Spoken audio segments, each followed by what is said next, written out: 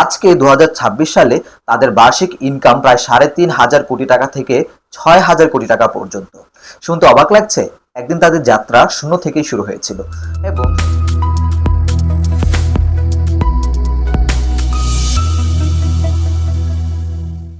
মূল ভিডিওতে যাওয়ার আগে দর্শক চলুন একটি ডকুমেন্টারি দেখে নিই।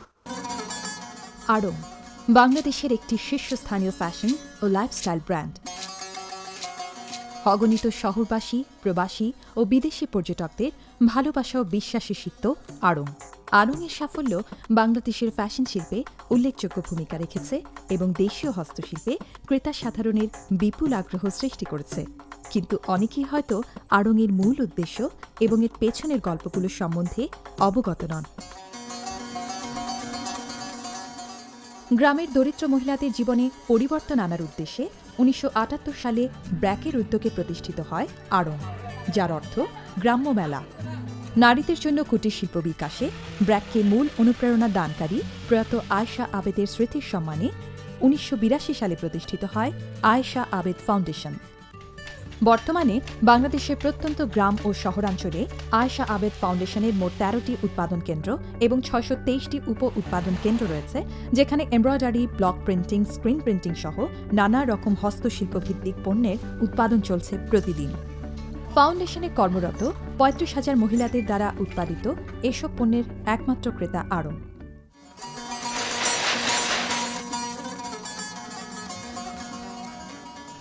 সারা বাংলাদেশের অসংখ্য স্বতন্ত্র কারুশিল্পী ও ক্ষুদ্র উদ্যোক্তারাও আড়ংয়ের মাধ্যমে তাদের পণ্য বাজারজাত করেন। আড়ং পরিবারের সাথে সংশ্লিষ্ট মোট ৬৫,০০০ কারুশিল্পীর ৮৫% মহিলা। আড়ংয়ের বিক্রয় কেন্দ্রগুলো মূলত এক ধরনের ওয়ান স্টপ শপ, যেখানে বিশাল পরিসরে সৃজনশীল ও নিত্য নতুন ডিজাইনের পোশাক, গৃহসজ্জা সামগ্রী, ফ্যাশন অনুষঙ্গ, সোনা ও রূপার গহনা এবং ত্বক পরিচর্যার উপকরণ সহ বিভিন্ন ধরনের পণ্য পাওয়া যায়। আড়ং বিক্রয় কেন্দ্রে সাজিয়ে রাখা নকশি কাঁথার মতোই আড়ং। এর গল্প হাজারো কারুশিল্পীর একটি সমন্বিত চিত্র, যেখানে ফুটে ওঠে তাদের মনোবল, সৃজনশীলতা ও গর্বের কাহিনী। অগণিত যেসব হাত সূচের প্রতিটি ফোর গেঁথে আসছে, তারাই আসলে আড়ংয়ের প্রাণশক্তি। এসব মহিলা ও কারুশিল্পীরাই তাদের কারুশিল্প সংরক্ষণ আর বিপণন করতে আড়ংকে প্রতিনিয়ত প্রেরণা যোগায়, আর এভাবেই নিশ্চিত হয় এক একটি সাফল্যের গল্প।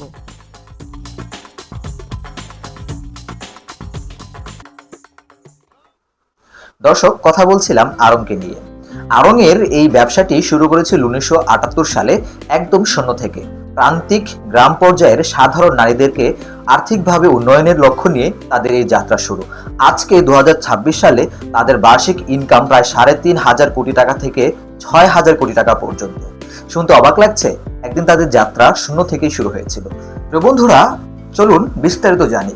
তার আগে আমি অনুরোধ করব, যারা আমার চ্যানেলে নতুন রয়েছেন অবশ্যই চ্যানেলটি সাবস্ক্রাইব করবেন এবং ভিডিওতে একটি লাইক দেন। কমেন্টসে জানাতে পারেন আপনি কোথা থেকে দেখছেন এবং কী ধরনের ব্যবসার প্রতি আগ্রহী।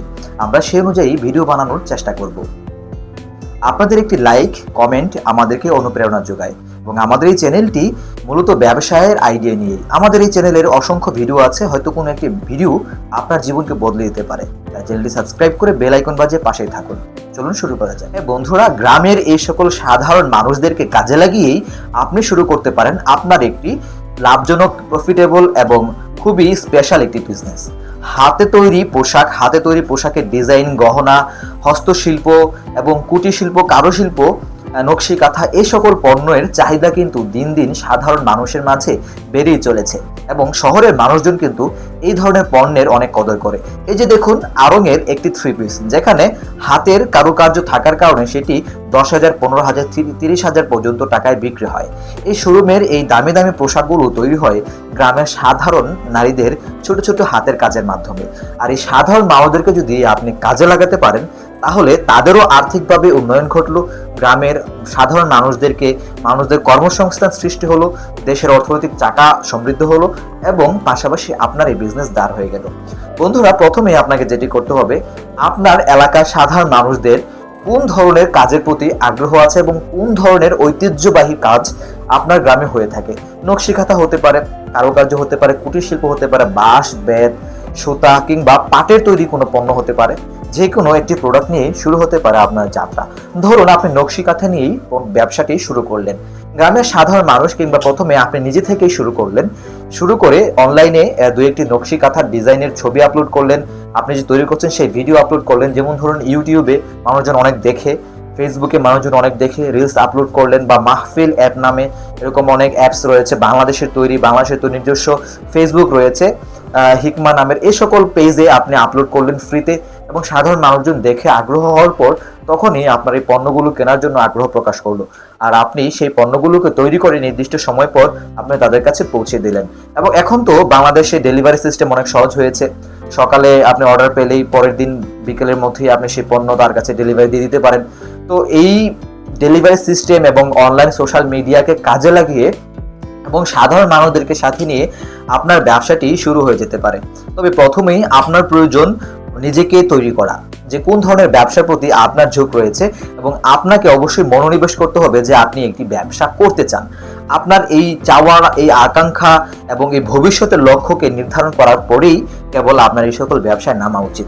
আমার একটি ভিডিও দেখেই আপনি সরাসরি ব্যবসার জন্য চলে গেলেন, তাতে আপনার আর্থিক লস হওয়ার সম্ভাবনা থাকে। তাই ভালো করে স্টাডি করুন যে কোন পণ্যটি দেশের মানুষের কাছে চাহিদা সম্পন্ন হতে পারে, মানুষজন কোন পণ্যটি খুঁজে পায় না, বা কোনটি পাওয়ার জন্য মানুষদের অনেক পরিশ্রম করতে হয়, সেই সকল পণ্যগুলিকে যদি আপনি সিলেক্ট করে পরে ব্যবসাটি শুরু করেন, তাহলে হয়তো আপনার লাভ বা লাভবান হওয়ার সম্ভাবনা অনেক বেশি। শুরুতে আপনি অল্প করে প্রফিট করবেন, তারপর ধীরে ধীরে আপনার পণ্যের চাহিদা যখন বাড়বে, অবশ্যই কোয়ালিটি ঠিক রাখতে হবে। যখন আপনি কোয়ালিটি ফুল পণ্য তৈরি করবেন, তবেই কেবল আপনার এই ব্যবসার জন্য প্রফিটেবল একটি দরজা খুলে যাবে। এবং যে ক্রেতারা একবার আপনার কাছ থেকে কোনো একটা পণ্য কিনবে, সে এমন হতে পারে পণ্যের কোয়ালিটি ভালো থাকলে আরও 10 জন ক্রেতা আপনাকে দিবে। সো এইভাবেই আপনি শুরু করেন আপনার ব্যবসাটি। আরং যেভাবে গ্রামের সাধারণ মানুষদেরকে কাজে লাগিয়ে হস্তশিল্পের মাধ্যমে তৈরি পণ্যগুলো ঢাকায় এনে, শহরে এনে সেগুলো ভালো দামে শহরের মানুষজনের কাছে বিক্রি করেছে, ঠিক তেমনই আপনিও গ্রামে তৈরি এই পণ্যগুলো একদম সঠিক মানুষের কাছে তুলে দিন। মনে রাখতে হবে, পণ্যের কোয়ালিটি ঠিক রাখলে ভালো দামেও আপনি বিক্রি করতে পারেন। ধরুন যেই পণ্যটি তৈরি করতে আপনার খরচ হয়েছে 1000 টাকা, সেটি আপনি 10,000 টাকাও বিক্রি করতে পারবেন, যদি তার কোয়ালিটি ঠিক থাকে এবং তার গুণগত মান ঠিক রাখার মাধ্যমে প্রতিষ্ঠিত হতে পারে আপনার বড় বড় ব্র্যান্ড। এখন বিশ্বের অনেক বড় বড় ব্র্যান্ডকেই আমরা চিনি, যেগুলো যাদের পণ্য আমরা ব্যবহার করি, এবং বাংলাদেশে এর বিকল্প পণ্য পাওয়া যায় না।